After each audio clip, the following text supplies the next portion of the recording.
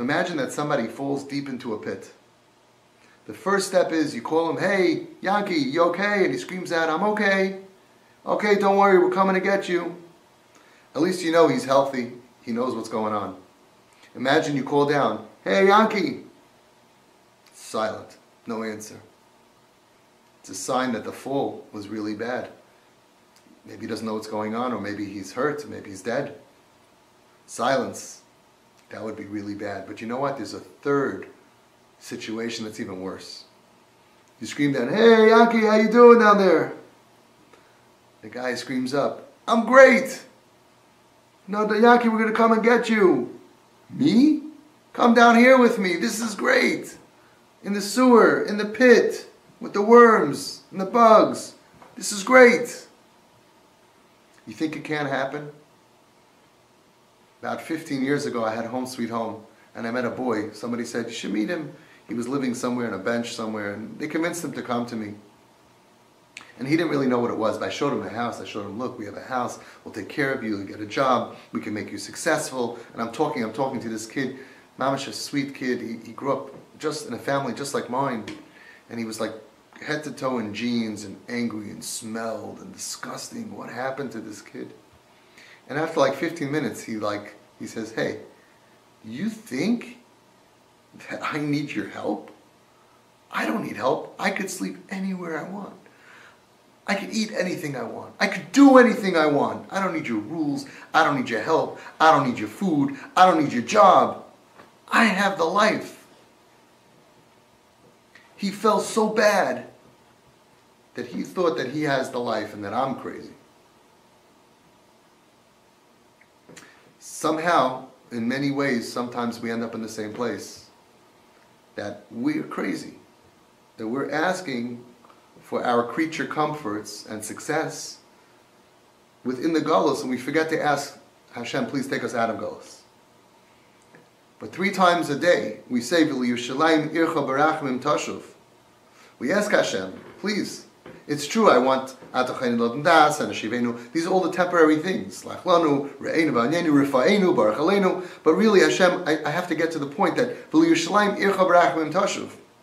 And we try to awaken inside of our hearts a tshuka, a yearning for the binyan of Yerushalayim and the Beis Hamikdash.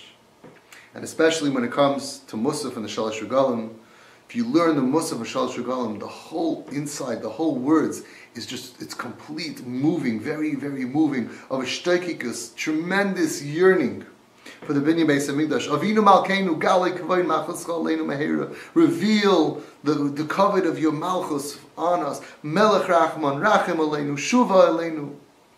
And the shtoikikus hazoisi bebechina shal karbanos. It says in the Siva Shalom, in the Beis Hamikdash, they used to bring a carbon to Hashem. You know what our carbon is? Gaguim, yearning, shtoikikus. Saying, Hashem, oi, Hashem, please bring the Beis Hamikdash. That's a carbon. We're sacrificing a carbon to Hashem. And the Baal Beis Avram says that Gaguim ledavar hem yoyse gedolim yatzam adavar. The yearning to do something is even greater than when you do it. He explains beautifully. The yearning for something in a certain way, of course, when you do it, you did it. But in the emotional level of how excited you were and how involved your brain was and your emotional capacity was, it's higher when you're waiting for it. It's higher when you're yearning for it. The chassan, before his wedding, as much as his wedding is the most incredible thing in the world, but the yearning, you can go meshugah from the yearning. That's what the Beis Avram says. Gaguim is even more than the etzem davar. And therefore, if the gaguim is more than the etzem davar, so then it comes out that the beginning of the binyan Beis Hamikdash, the Beis Hamikdash is beginning to be built from what? From the koyach of the hishtoikikus, of the yearning, that Yisrael mishtoikikim begalus lebinyan Beis Hamikdash, shal yidei zeh mamshichin es binyanoi. What is mamshich? What pulls down?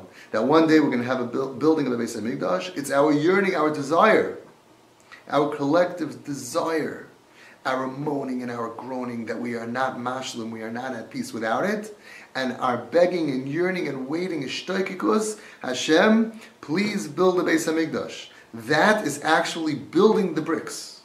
Kasha Yehudi Shori B'tachos Hamarirus al Ha'odar.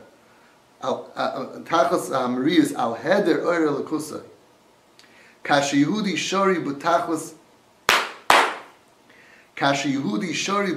Hamarirus al Heder Oyer L'kus.